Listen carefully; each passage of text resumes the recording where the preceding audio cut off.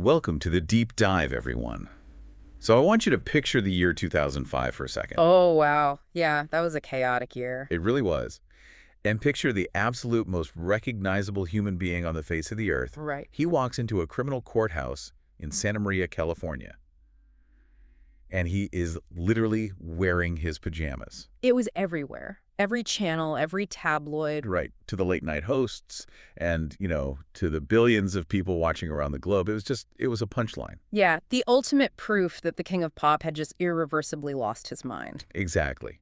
But if you actually look past the flashing bulbs of the paparazzi, if you look at it neurologically speaking, what the world was witnessing was entirely different. It was a survival mechanism. Yes, a deeply ingrained survival mechanism that was forged like over 30 years earlier. Way back in a tiny, violently pressurized two-bedroom house in Gary, Indiana. And that is exactly what we are unpacking today on this deep dive. It's the defining paradox of his existence, really. Totally. We're exploring the deeply tragic duality of Michael Jackson. We're going to bypass all those standard pop culture summaries today. Right, because to truly understand this icon, you can't just look at the record sales. No, you have to look at the actual psychological mechanics at play. We need to examine how a deeply traumatic childhood, and specifically this brutal paternal discipline, forged an untouchable musical genius. And then how that exact same trauma fueled this lifelong, desperate, and frankly, incredibly expensive pursuit of magic. Your pursuit of a lost youth. Yeah. Exactly. And finally, we'll analyze how the relentless, just mutating pressure of the global media apparatus ultimately consumed him. Because you don't get to that level of global omnipresence by just being a good singer. Right. You have to look at the psychological architecture of a man whose greatest artistic strengths were born directly from his deepest wounds. So for you, the listener, before we even get into the timeline, I just want you to imagine a scenario. This is a tough one to think about. It is. Imagine your absolute greatest, most humiliating childhood trauma. The thing you literally try never to think about. Right. Now imagine that trauma being broadcast to the entire world. Just put on blast for everyone. And not just broadcast.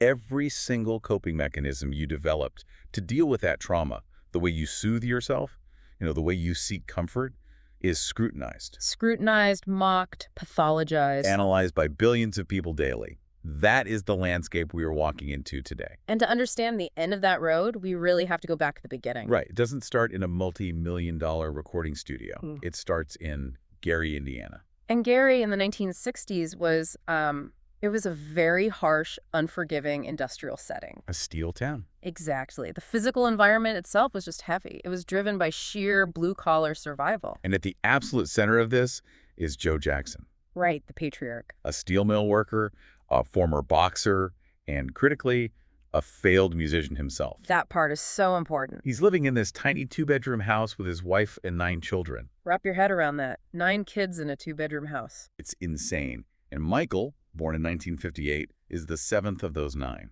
So Joe recognizes early on that his kids have this innate musical talent. But he doesn't nurture it, right? Mm. Not the way a modern parent Well, would. not at all. Hmm. He imposes this brutally strict, terrifyingly physical regime to cultivate it.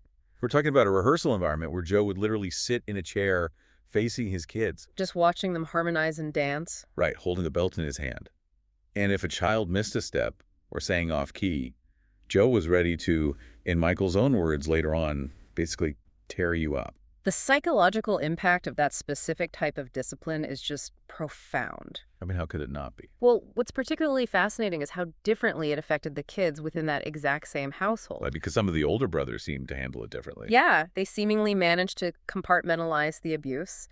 They processed it as, the harsh but necessary reality of their upbringing. Like it was the literal cost of getting out of Gary. Exactly. But Michael's psychological makeup was profoundly different. He was super sensitive. Highly, highly sensitive. He didn't just experience the physical pain of the abuse. He internalized the conditional nature of his father's attention at a core identity level. He learned that love and safety were strictly conditional. Conditional upon absolute, flawless performance. Yes. I want to push back on the broader narrative here, though, because I hear this described sometimes as just like tough love that got out of hand. I hate that term. Right. Isn't there a fundamental difference between a demanding coach and what was actually happening in that living room? It's a massive difference. It sounds less like pushing a child to achieve their potential and more like weaponizing a kid's natural fear of their parent just to manufacture compliance. That is a crucial distinction. A demanding coach pushes a child to reach a goal for the child's own fulfillment, you know? Right. Joe Jackson was extracting labor from his children for the family's survival and, honestly, for his own vicarious ambition. The fear wasn't a byproduct. No, the fear was the engine. When a child learns to mask any hesitation, any flaw, because a flaw equals physical punishment, they don't develop intrinsic motivation. It just developed hypervigilance. Exactly. They become perfectionists not out of a love for the craft, but as a biological survival mechanism. Almost like forging a sword, right? But in the most brutal way imaginable. That's a good analogy. The extreme heat, the relentless hammering on the anvil, it creates this flawless, completely unbreakable blade. And make no mistake, Michael Jackson, the performer, was a flawless blade. Oh, razor sharp. You watch his footwork, his vocal control, it's superhuman. But the metal itself is forever altered by the violence of the process. That's exactly it. And I have to wonder, looking at the sheer scale of his talent, is this level of undeniable, world-shifting genius ever actually possible without extreme, almost abusive pressure? It's the eternal question, isn't it? The cost of greatness. Like, can a happy, well-adjusted child ever become a Michael Jackson? Well, psychological consensus generally argues that healthy, nurturing environments produce highly successful, creative individuals. Sure. But that specific type of untouchable, hyper-professional, almost robotic precision that defined him, Yeah. that level of frictionless performance is almost always born from a place of absolute terror of making a mistake. Because he was performing professionally by age 5. By 8, he was the lead vocalist carrying the entire group. He was completely robbed of that developmental stage where a child learns simply how to be. How to fail safely, how to understand themselves outside of their utility to other people. There's this one anecdote in the sources that perfectly encapsulates what you're talking about. And it absolutely destroyed me to read I it. think I know which one you're going to say. Michael is still a young kid, right? But he's already a massive star. He's recording at Motown Studios in Detroit. Carrying the weight of his family's financial future on his small shoulders. Exactly. And he describes taking a break and looking out the window of the studio at a park across the street. Just a normal public park. Yeah, and he can hear the roar of the kids outside. He sees them playing soccer, playing football, just running around in the dirt. Doing kid things. And he remembers pressing his face against the glass, hiding his eyes from the producers in the room, and just weeping. Because he couldn't join them. He had to go back to the microphone. He had to work. That specific image, the child trapped inside, behind the glass, watching a childhood he is strictly forbidden to participate in, it's the defining psychological metaphor for his entire life. He was entirely isolated by his own utility. And what exacerbated this wasn't just the physical isolation of the studio or even the physical beatings at home. It was the emotional stuff. The deep, intentional, emotional cruelty of his father. Joe Jackson didn't just push his son's talent.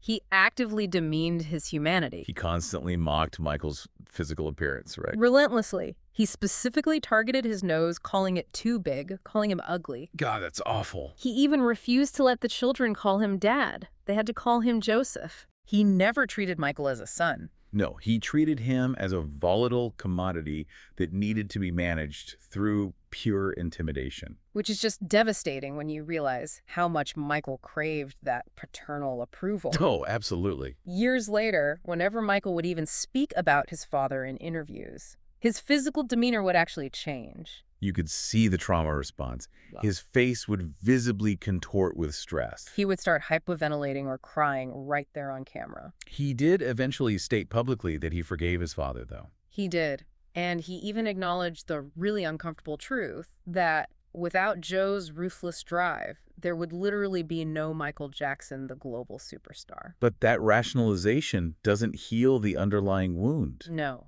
That stolen childhood didn't just disappear into the ether once he became an adult and made his own money. It created this massive gaping vacuum in his psyche. Exactly. And in psychology, we know that nature abhors a vacuum, and so does the human mind. When a critical developmental stage is entirely skipped, when you are denied the right to play, to be irresponsible, to just experience the world without the burden of adult expectations, the psyche often attempts to circle back and reclaim it later. It's trying to fix itself. Yes. This is often referred to as a form of repetition compulsion. The mind subconsciously recreates scenarios to try and master the trauma. But here is the critical variable, and this is where it gets wild. Right. When you attempt to reclaim a stolen childhood, not as a powerless kid, but as an adult with a billionaire's absolutely unlimited resources, The manifestation of that trauma is going to be incredibly surreal. and ultimately highly isolating. Which brings us to the physical manifestation of that psychological vacuum, Neverland. the Neverland Ranch. Yeah. But Neverland wasn't just a big house with a nice yard or like a wealthy eccentric's hobby. Not at all. It was a 3,000-acre property in Santa Barbara that required a staggering 54 full-time staff just to maintain. He didn't just buy toys. No. He built a multi-million-dollar man-made slice of literal make-believe. He weaponized his wealth to build the childhood he was denied. It was a private, fully operational amusement park. The sheer mechanics of the property are astounding. We are talking about a full-scale fun fair. He had a massive Ferris wheel, Bumper cars. a custom carousel where you would ride the horses entirely alone, just blasting classical music or Barbra Streisand from the speakers. He built an actual accredited zoo on the property. And we're not talking about a petting zoo here. No, giraffes, elephants, tigers, orangutans. And of course, the infamous Bubbles the chimp, who he claimed could communicate in sign language and would frequently dress in matching outfits with him. He built a 50-seat movie theater with a candy counter. The entire landscape was a paradise designed specifically, down to the last detail, for a 10-year-old child. Except the man living inside it, paying the exorbitant electric bills, was a man in his 30s and 40s. To understand the why behind this, we have to look at the inspiration for the ranch's name. Peter Pan, the boy who famously refused to grow up. Right. When Michael was asked directly why he identified so profoundly with Peter Pan, his answer bypassed any kind of metaphorical interpretation entirely. He stated unequivocally, "I am Peter Pan in my heart." For Michael, Peter Pan represented youth, childhood, magic, and flying like the ultimate escapes from the gravity of reality. He literally stated he had no desire to grow up, that he entirely rejected the adult world. And this is where the Psychological Reclamation Project really reaches its zenith, right? Yes, because he wasn't just trying to manufacture wonderment, he was trying to manufacture control. Control, that's the key word. In Gary, Indiana, he had zero control over his body, his time, or his environment. In Neverland, he controlled every blade of grass, every animal, every ride. But what's fascinating is the absolute unyielding literalness of it all. Right, because most adults grappling with lost childhoods might collect vintage toys or immerse themselves in nostalgic media to recapture a feeling. They don't buy a zoo. Exactly. Michael constructed an entire physical enclosed reality to physically inhabit. He was actively trying to pause time. He wanted to create a hermetically sealed environment where the harshness, the cruelty, and the conditional love of the adult world, the world of Joe Jackson, could absolutely never enter. The details of how he functioned day to day inside this sealed environment are just mind-boggling. There's this particular scene described in the sources where he takes an interviewer to his absolute favorite, most secret place on the ranch. The Giving Tree. Yes, he calls it the Giving Tree. And it's not a metaphor, it's an actual massive, towering tree. And he doesn't just sit at the base of it to read or meditate. No, he physically climbs way up into the highest branches to a specific nook that he actually calls his bed. The mechanics of that interaction are so telling. Picture it. You have the interviewer, a normal adult, standing on the ground, completely terrified to even attempt the climb, worrying about scuffing their shoes or breaking an ankle. And there is Michael, the most famous man on Earth, perched high up in the canopy, Entirely in his element. completely disconnected from the ground level. Exactly. The interviewer is tethered to adult reality, and Michael is just floating above it. And he explains that this tree is where he goes to create. He literally wrote massive global culture-shifting hits sitting up in those branches. Songs like Heal the World, Black or White. And ironically, a song literally called Childhood. They were conceived while he was hiding in a tree. It speaks to a profound psychological truth about his creative process. His musical genius was inextricably intertwined with this reclaimed, highly guarded state of childhood innocence. The tree wasn't just a quirky habit. It was a necessary vantage point. It was high above the ground, physically separating him from the demands, the lawyers, the managers, and the trauma of his reality. Up in the tree, he was untouchable. And it colored his entire worldview.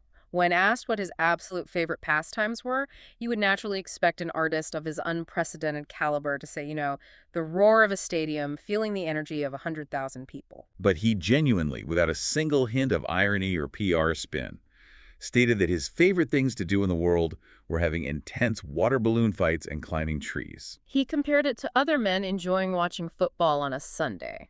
For him, engaging in literal child's play wasn't a diversion, it was his primary chosen reality. Which brings up the profound, deeply complex duality of Neverland as a concept. Let's get into this, because this is where the narrative gets tricky. On one hand, you have to acknowledge the incredible acts of philanthropy. Right. He regularly quietly opened the gates to fleets of coach buses carrying underprivileged children from inner cities and terminally ill children from hospitals. He wanted to physically give them the magical, carefree memories that his father had violently denied him. It was a projection of his own desire for healing onto others. Okay, I have to push back here, though. Go ahead. I struggle to see the pure philanthropy here. Inviting terminally ill kids to your own personal multi-million-dollar amusement park feels less like selfless charity and more like a billionaire buying innocent playmates to validate his own elaborate fantasy. That is a very valid critique. Like, can you convince me this wasn't just a purely selfish, incredibly isolating endeavor? Was Neverland a beautiful act of grace or a deeply tragic monument to a stunted psyche? It is the ultimate both-hand scenario, and you really cannot separate the two. So it's both. Yes. It was genuinely philanthropic because the joy those children experienced was real. He did provide immense comfort. Sure. But you're entirely correct that it was a deeply selfish, isolating endeavor in the sense that it served as an emotional fortress. He was using their genuine childlike wonder to fuel his own illusion that he was one of them. Exactly. But here is the fatal flaw in Neverland's design. You can't stay there forever. Right. You cannot live permanently in a fairy tale no matter how much capital you possess. Because the real world doesn't cease to exist just because you built your own Ferris wheel. And for Michael Jackson, the real world outside those gates was manifested in the form of a global media apparatus that was constantly, relentlessly, and ruthlessly watching his every single move. Neverland's artificial magic couldn't protect him from the sheer, crushing physics of his own fame. Which brings us to the absolute pressure cooker of the media. Let's look at the trajectory here. By the time we hit the 1980s, the scale of his success is almost incomprehensible to a modern audience used to, like, fragmented internet fame. Right. Today, fame is so niche. He drops off the wall, then Thriller, then Bad. We don't even need to recite the stats. Everyone knows Thriller remains the best-selling album in human history. But what's vital to understand is the nature of that fame. By the time he was 25, the New York Times wrote, "In the world of pop music, there is Michael Jackson, and then there's everybody else." He wasn't just famous, he was a singularity. He fundamentally transcended music. He became a cultural monolith. When you look at the mechanics of his impact, the music videos for Billie Jean and Beat It didn't just get high ratings. They single-handedly forced the MTV network to shatter its unwritten racial barriers. The 14-minute Thriller short film literally redefined the entire medium of the music video. But there is a terrifying psychological cost to becoming a monolith. What happens? When your fame reaches that level of absolute saturation, you cease to be viewed by the public as a vulnerable flesh and blood human being. You become public property. Exactly. You become an avatar onto which society projects its own desires, fears, and judgments. And because he was public property, the microscopic examination of his physical form began. Yes, the changing face. Because as his fame is going supernova, his physical face is fundamentally drastically changing. And we can connect the mechanics of this transformation directly back to the living room in Gary. Joe Jackson's relentless, cruel taunts about Michael's nose didn't just cause temporary hurt feelings. No, they planted a deeply rooted body dysmorphia that led directly to the surgeon's table. Once he achieved total financial autonomy, once he had the immense wealth to alter the face that his abuser had mocked, he immediately did so. But the tragedy of dysmorphia is that it cannot be cured by a scalpel. Right. It didn't stop with one corrective surgery. It morphed into a compulsive, lifelong pursuit of an ever-shifting, impossible ideal of physical perfection. He began to treat his own face not as a part of his body, but as a canvas, like an ongoing art project to be endlessly refined. And this psychological compulsion was severely, tragically compounded by intense physical trauma. Let's look at the mechanics of what happened on January 27, 1984. The Pepsi commercial. He is filming this massive Pepsi commercial at the Shrine Auditorium. The pyrotechnics are designed to go off behind him as he dances down the stairs. What? They trigger early. Sparks shower his hair, which is heavily saturated with styling products. His head literally catches fire. He continues dancing for several seconds before the crew even realizes what's happening and tackles him to the ground to extinguish the flames. We are talking about severe second and third degree burns to his scalp. The physiological implications of this cannot be overstated. The nerve endings in his scalp were severely damaged. He required immediate, agonizing tissue expansion surgeries to treat the burn area. This isn't just a painful workplace accident. This is the physiological gateway. The intense, blinding pain of those burns introduced his system to highly potent opioid painkillers. It completely rewired his neurological relationship with pain management. Add to that the physical toll of his performances, a broken leg, a cracked vertebra from stage falls. And you have a man living in chronic, unyielding, severe physical agony for the rest of his life. And right alongside the escalating surgeries and the reliance on painkillers, his body betrays him in another way. He develops vitiligo. Let's explain the mechanics of vitiligo, because it was so wildly misunderstood at the time. It is a severe autoimmune disease.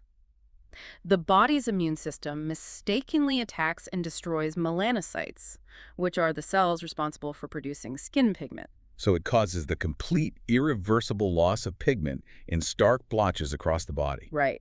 Mechanically, he's losing his skin color in patches. It forces him to radically alter his lifestyle. He has to stay completely out of the sun, hence the constant umbrellas and long sleeves. And eventually he resorts to using heavy, pale makeup to even out his vastly lightening skin tone so he doesn't look like a patchwork quilt on camera. But the media didn't know about the vitiligo diagnosis for years, did they? No, he hid it out of shame. So what did the media apparatus do? Without the facts, they filled the vacuum with the most vicious, sensational narratives possible. The rumors were absolutely savage. They created a narrative that he was intentionally bleaching his skin because he hated his race, because he was ashamed of being a black man. They claimed he was undergoing bizarre hormonal treatments to look like Diana Ross. The tabloids literally printed stories claiming his nose had completely fallen off and he wore a prosthetic. Well, and there was a genuine, widely circulated rumor that he and his sister LaToya were actually the exact same person. It was absolute unadulterated madness. I like to use this analogy.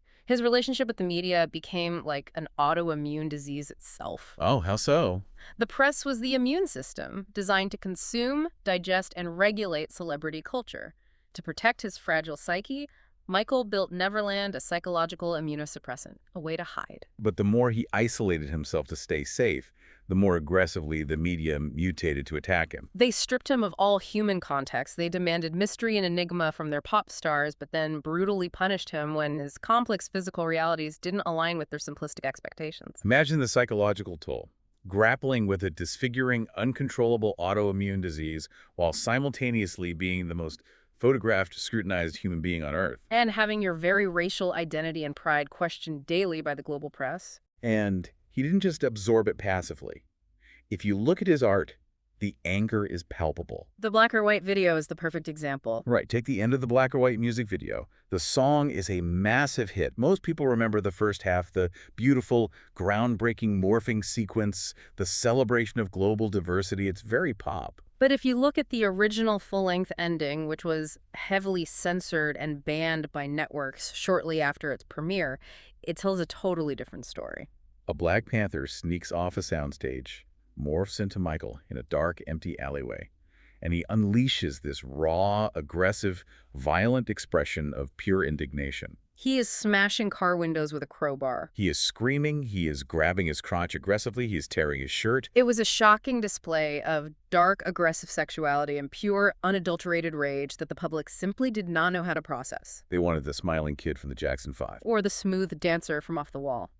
What he was giving them in that alleyway was an unfiltered, visceral response to the racism, the rumors, and the suffocating media scrutiny he was enduring. He was screaming through his choreography, "Look at what you are doing to me. Look at the monster you are trying to turn me into." But the public, primed by the tabloids, only saw the aggression. They completely missed the profound pain that was driving it. And because he couldn't just walk down the street to a therapist or go to a bar to blow off steam like a normal person, his fame created these incredibly surreal, almost tragically humorous situations where he tried to experience regular life. Like the Chris Tucker story. There is this amazing story from the comedian Chris Tucker. Michael just wanted to do something normal. Go to the movies to see a new release. But the mechanics of him buying a ticket are impossible. It would cause a stampede. So he sneaks into the theater right as the lights go down, completely dressed like a ninja. Head to toe black, face entirely covered. He sits next to Chris Tucker and then proceeds to be the absolute loudest, most disruptive person in the theater. He is laughing uproariously at the movie while Chris Tucker is just sitting there sinking into his seat. Terrified that someone is going to realize who the ninja is. Exactly. Or consider Steve Harvey's account. Right, the church story. Michael reaches out to him. He just wants to secretly attend a church service. Harvey sets the whole thing up, assures him it will be low-key. But the instant Michael arrives and rolls down the tinted window of his SUV just a fraction of an inch to look out, the crowd outside immediately recognizes his eyes. Just his eyes. And the situation instantly devolves into a riot, with fans literally trying to tear his clothes off through the crack in the window. Harvey is in the car just screaming at him, "Roll the window up, roll the window up." It sounds like a comedy sketch in retrospect, but it's a perfect, terrifying analogy for his entire life. He was trapped inside a glass house, but the glass wasn't just transparent. It was a magnifying lens that was constantly focusing the sun's rays and burning him. So I have to ask you, looking at all this, did the media apparatus create his eccentricities by forcing him into this bizarre subterranean isolation? Or did his inherent, trauma-induced eccentricities create the media circus? It was a devastating, self-sustaining feedback loop.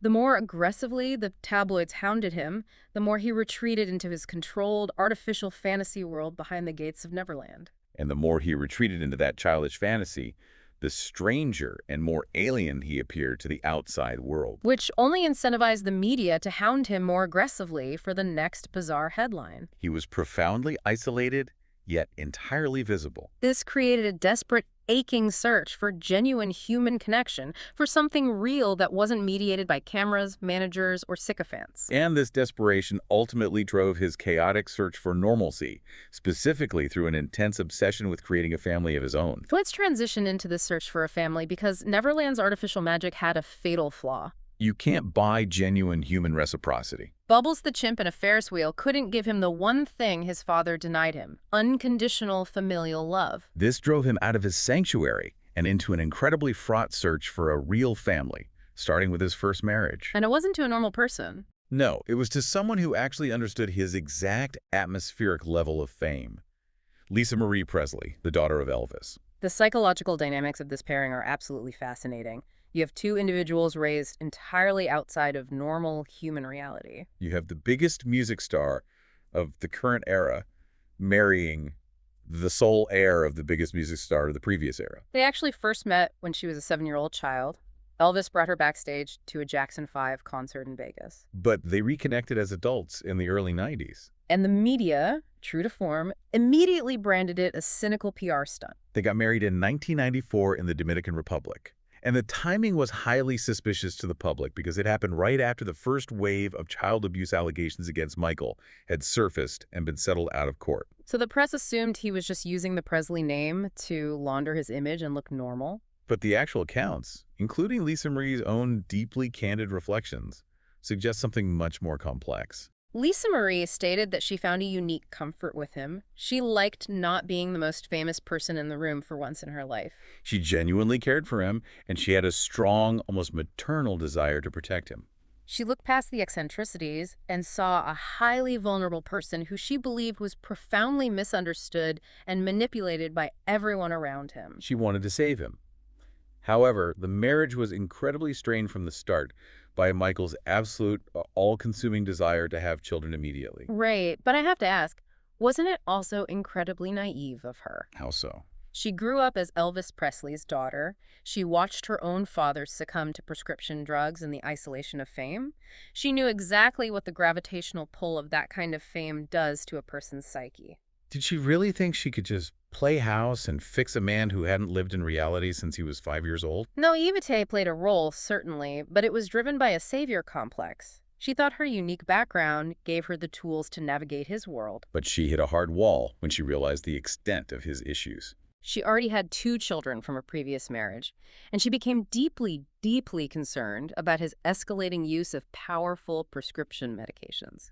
She witnessed him in the hospital following a collapse, saw that he had a rotating cast of private doctors administering incredibly strong narcotics. She realized his environment was fundamentally unstable. She refused to bring a new infant into a situation where the father was heavily medicated and surrounded by yes men. She refused to be rushed. And because Michael was a man completely accustomed to getting exactly what he wanted the exact second he wanted it, remember, he built a zoo just because he wanted one, this refusal completely fractured the marriage. He was terrified he would never become a father, and he couldn't comprehend waiting for her to feel comfortable. The power dynamic shifted, and they divorced in 1996. But the underlying compulsion didn't go away. He still desperately needed that family unit to validate his own healing. Enter Debbie Rowe. She was an assistant at the dermatology clinic where Michael was receiving ongoing treatments for his vitiligo and scar tissue.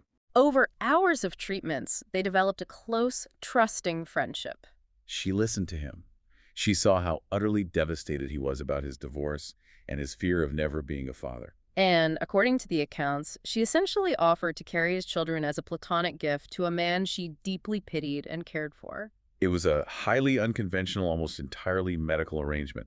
They got married in Sydney, Australia in late 1996. But this was largely at the strict insistence of Michael's mother, Catherine, who was deeply religious and wanted the children born within the confines of a legal marriage. But Debbie Rowe later admitted publicly that they never shared a home, and it was never a traditional romantic relationship. It was a transaction fueled by affection, a medical arrangement to provide him with the unconditional love he craved in the form of offspring. And mechanically, it achieved his goal.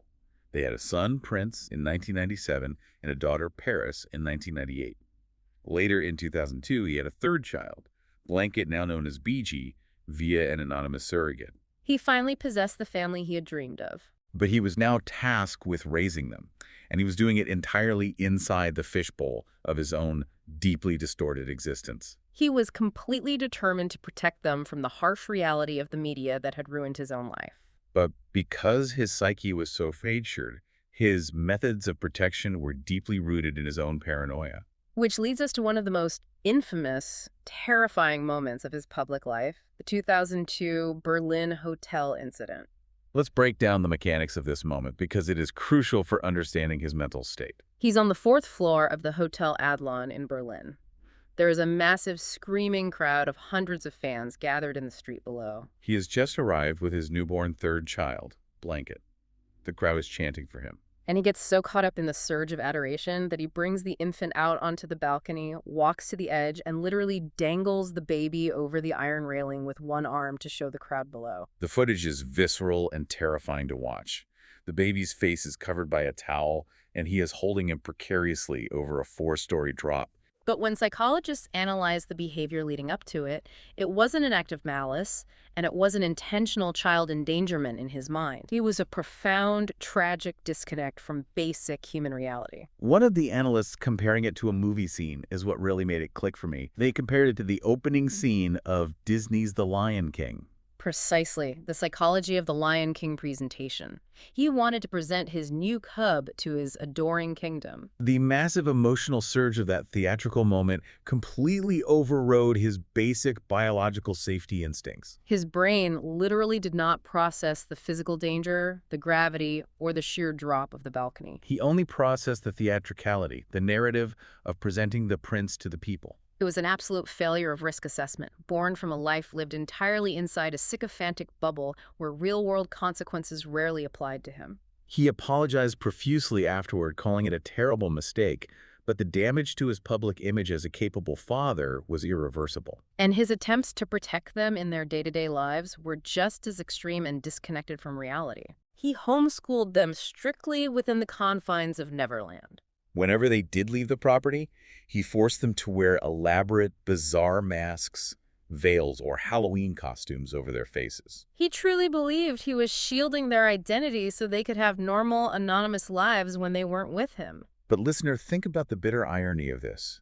He tried so incredibly hard to protect his kids from the abnormal, scrutinized childhood he suffered. But by literally masking them, hiding them behind veils, and isolating them on a surreal theme park ranch, Didn't he just manufacture an entirely different, arguably more alienating kind of abnormal childhood? He fundamentally lacked a blueprint for normalcy. He couldn't model normal behavior because he had never experienced it. He could only give them what he knew, which was isolation, disguised heavily as magic and privilege. This growing, profound disconnect from reality, his reliance on a shrinking inner circle of enablers who refused to say no to him, and his escalating daily use of potent medications set the stage for the absolute darkest, most complex periods of his life.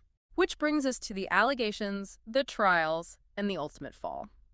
Now, before we get into the timeline, I want to be incredibly clear with you, the listener. Very clear. The material we are analyzing contains highly polarizing, distressing content regarding accusations of child sexual abuse against Michael Jackson.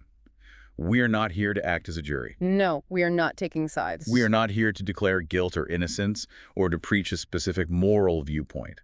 Our mandate is strictly to report on the mechanics of how these events unfolded based on the documentation, and to outline the differing perspectives that our sources provide. It is absolutely essential to approach this with strict impartiality.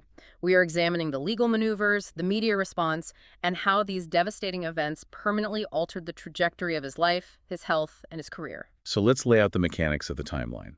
The first major wave of allegations occurred in the summer of 1993, involving a 13-year-old boy. Jackson vehemently, publicly denied the accusations. However, the case did not proceed to a criminal trial. Instead, the civil lawsuit was settled out of court in early 1994 for a reported $20 million. And the criminal investigation was eventually closed without any formal charges being brought. The sources present two very distinct, highly opposed lenses through which to analyze the mechanics of this massive settlement. One perspective, heavily supported by Jackson's defenders, his estate, and some legal commentators, argues that he was a naive, highly vulnerable target of a sophisticated extortion plot. They suggest that mechanically, he settled strictly on the aggressive advice of his corporate legal team and insurance companies to immediately end the media circus. They argue he viewed the payout simply as a business expense, the fastest way to make a PR nightmare disappear so he could salvage his global tour and endorsement deals. Right. His defenders often pose the question, if these horrific acts really happened, what protective parent would accept a monetary payout instead of demanding the perpetrator face a criminal trial and jail time? It's a compelling event about the motivations of the accusers. But the opposing perspective, which dominated the media narrative and is held by his critics, is that regardless of legal technicalities, a $20 million financial settlement was viewed by the general public as a de facto admission of guilt. Critics argue that an innocent person with unlimited resources would fight to the bitter end for true public vindication rather than buying silence. And that shadow of doubt permanently attached itself to his legacy. It followed him for a decade, quietly festering, until it exploded again in spectacular fashion following the broadcast of the Martin Bashir documentary, Living with Michael Jackson, in 2003. Which, mechanically speaking, was a catastrophic PR decision. He invited a journalist into his private world, hoping to show how normal he was, and it completely backfired. In that documentary, Jackson openly, casually admitted on camera to the ongoing practice of sharing his bed with children who visited Neverland. While he insisted the behavior was entirely innocent, completely non-sexual, and described it as a loving, familial act of sharing his space. The public and law enforcement reaction was immediate, visceral, and severe. For the vast majority of the viewing public, regardless of his stated intent or his stunted psychological development, the admitted behavior itself was viewed as highly disturbing and wildly inappropriate for an adult male. This broadcast didn't just cause bad press, it directly triggered a massive new criminal investigation. Law enforcement raided Neverland Ranch, and later in 2003, he was formally charged with multiple counts of child molestation. This led to the grueling, high-profile criminal trial in 2005. And the mechanics of this were entirely different from 1993. He could not settle his way out of this with a check. He had to physically face the judicial system. He faced decades in prison. And the physical and psychological toll this trial extracted from him was absolute and catastrophic. We discussed his existing reliance on painkillers for his burns and injuries. During this trial, that reliance escalated into full-blown dependency just to survive the daily panic. The sources describe him arriving at the courthouse looking completely emaciated, almost translucent. He was severely underweight. And then there was the infamous day, the hook we started this deep dive with, where he was running late. The judge threatened to revoke his bail and issue an arrest warrant. And he rushed to court wearing his actual pajamas. The media mocked him relentlessly, banana in pajamas headlines, cruel jokes on every late-night show. But behind the scenes, physiologically, his body was shutting down. The sheer terror of the trial, combined with his long-standing chronic physical pain, severely deepened his reliance on a cocktail of prescription medications. Documentation from the time notes that associates found his bathroom heavily stocked with intense painkillers like Demerol. And strong, high-dose antidepressants and anti-anxiety medications like Paxil, Xanax, and Zoloft. He was using these powerful competing drugs just to numb the psychological terror of potentially dying in a prison cell. And ultimately, on June 13, 2005, the jury returned their verdict. They found Michael Jackson not guilty on all 14 counts. He was completely acquitted. His defenders point out that after years of investigation, massive resources spent by the district attorney, and surprise raids on his home, the prosecution couldn't prove a single charge beyond a reasonable doubt. They view the acquittal as absolute, definitive vindication of his innocence. However, while he was legally cleared and his freedom was secured, he was permanently, fundamentally broken. The trial bankrupted him emotionally, physically, and quite literally financially. The legal fees were astronomical. He immediately abandoned Neverland Ranch, refusing to ever live there again, stating it had been violated by the police raids. He effectively became a wealthy nomad, bouncing between rented mansions in Vegas, Ireland, and the Middle East. The illusion of Peter Pan was dead. Which brings us to the final, fatal chapter. It's 2009, the Neverland magic is gone. He is facing reportedly $500 million in crushing debt. He is on the verge of losing the rights to his music catalog. To save himself financially, he signs on for This Is It, a massive, unprecedented 50-show residency at the O2 Arena in London. Let's look at the physical reality of this commitment. 50 high-energy, heavily choreographed arena shows for a 50-year-old man whose body is ravaged by decades of physical trauma, arthritis, and drug dependency. And who hadn't mounted a full tour in over a decade. The physical and psychological pressure was insurmountable. He was a perfectionist, desperate to prove to a skeptical world, and more importantly to his own growing children, who had never seen him perform live in his prime, that he was still the undisputed king of pop. But the machinery of his perfectionism was breaking down.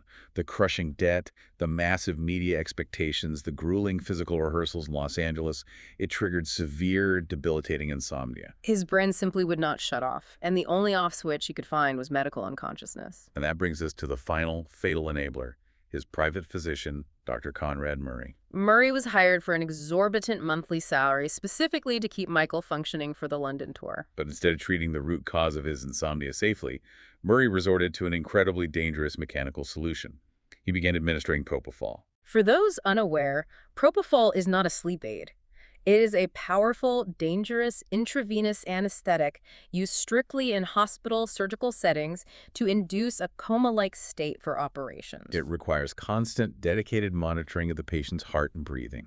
Murray was administering the surgical anesthetic in a domestic bedroom without proper monitoring equipment just to knock Michael out for a few hours. Because propofol doesn't induce restorative REM sleep, it just chemically turns off the brain. So Michael was chemically unconscious, but he hadn't experienced actual biological sleep in weeks. It was gross medical negligence driven by the financial pressure of the upcoming tour. On the morning of June 25, 2009, after a night of administering various sedatives that failed to work, Murray administered a fatal dose of propofol and then left the room unmonitored. When you listen to the actual 911 dispatch audio from that morning, it is chilling in its banality. The caller, a security guard, doesn't even mention Michael Jackson's name to the dispatcher. They just frantically say there's a 50-year-old gentleman who is unresponsive and not breathing. The dispatcher is calmly giving instructions for CPR, asking them to move him from the soft bed to the hard floor, and you can hear the absolute panicked chaos in the background. The paramedics arrive within minutes. They find Dr. Murray on the scene, who is evasive about the drugs he administered, which fatally complicates the paramedics' medical response. They perform aggressive CPR for 45 minutes, but his heart had already stopped. It was over. Dr. Conrad Murray was ultimately convicted of involuntary manslaughter and sentenced to prison. But the larger systemic tragedy is the vast ecosystem of enablers that allowed this specific vulnerability to be exploited.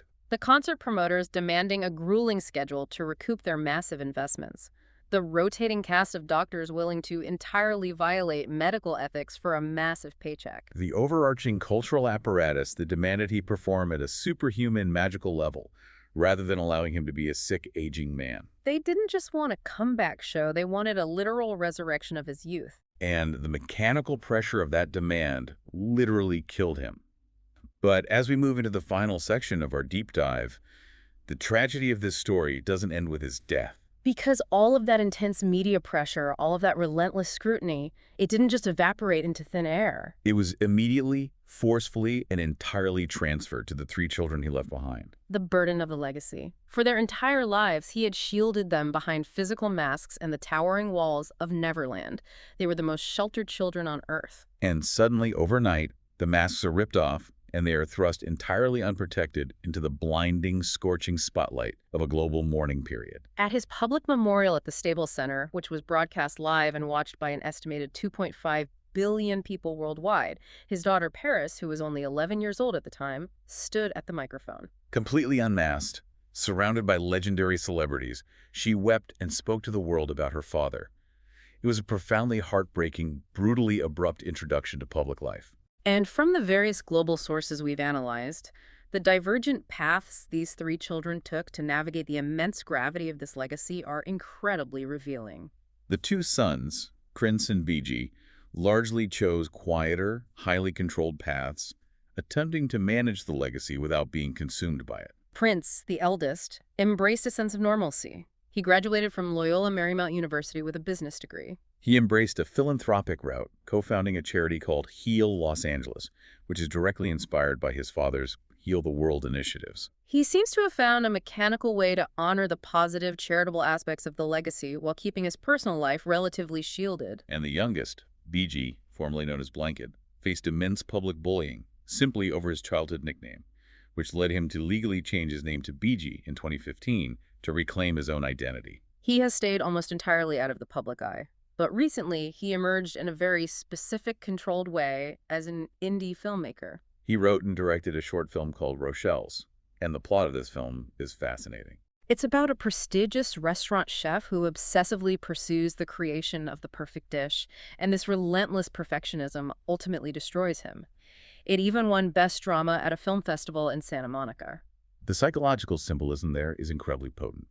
You have a film exploring the destructive, isolating nature of obsessive perfectionism, written and directed by the son of a man who was literally destroyed by his own obsessive perfectionism. Both sons are navigating the immense gravity of the Jackson name by creating their own tightly controlled, lower-profile, creative, and charitable outlets.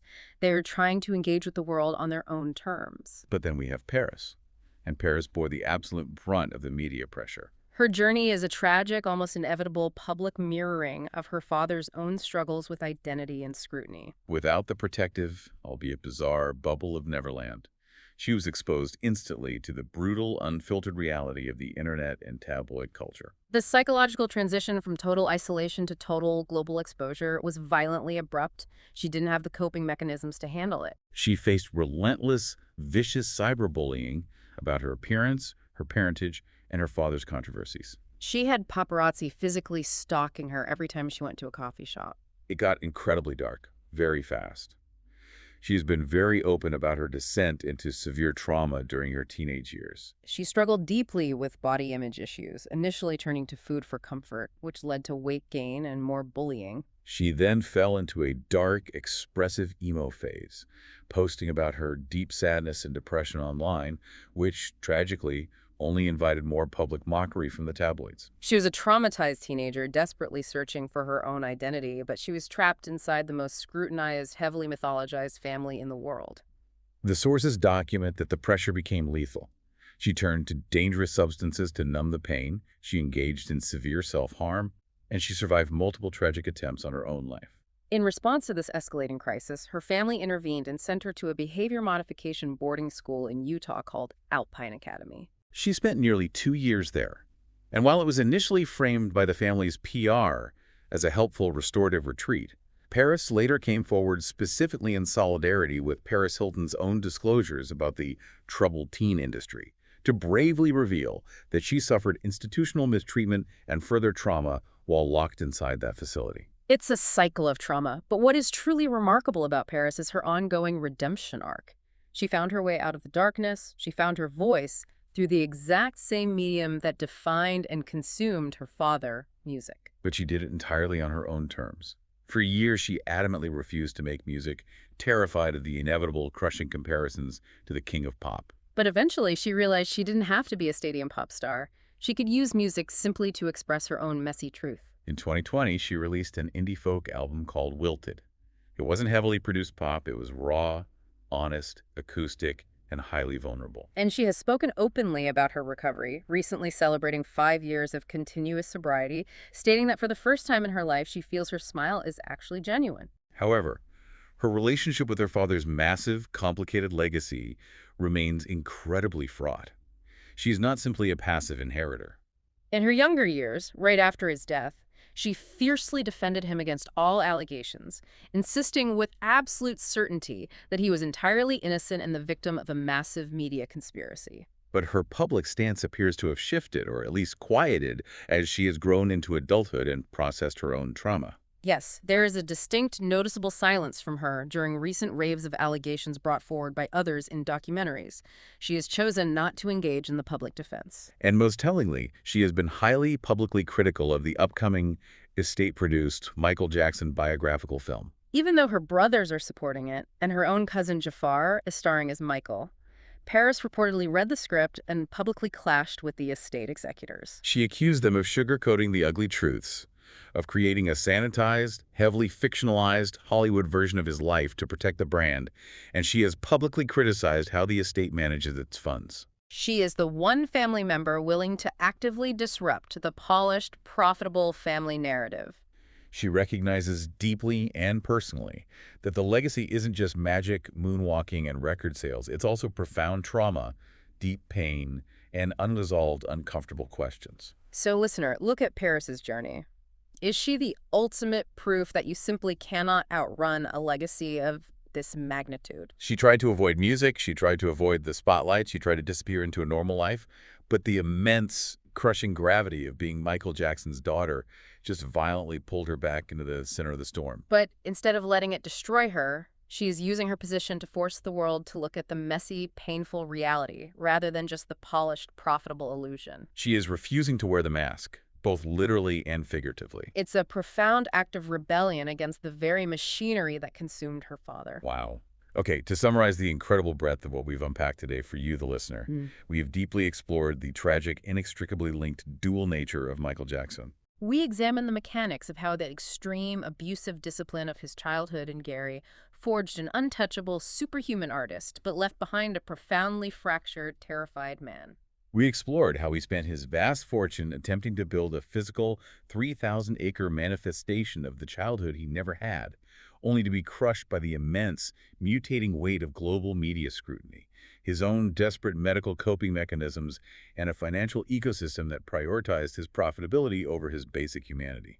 And finally, we analyzed how that immense weight is now being carried in wildly divergent ways by the children he left behind. It is a story of unparalleled, century-defining genius that is inextricably linked to unparalleled, deeply human tragedy. And I want to leave the listener with this final overarching thought to ponder as we conclude. Let's hear it. We spent decades as a global culture eagerly watching Michael Jackson perform the illusion of Peter Pan, the boy who wouldn't grow up, the magical, sparkling being who could seemingly defy gravity and reality on stage. But perhaps the true tragedy of the story isn't that he refused to grow up. Perhaps the tragedy is that a culture completely addicted to celebrity consumption entirely refused to let him be human. When we demand that our icons be flawless and magical, do we implicitly deny them the fundamental right to be real? A profound question to end on. Thank you so much for joining us on this deep dive. We'll see you next time.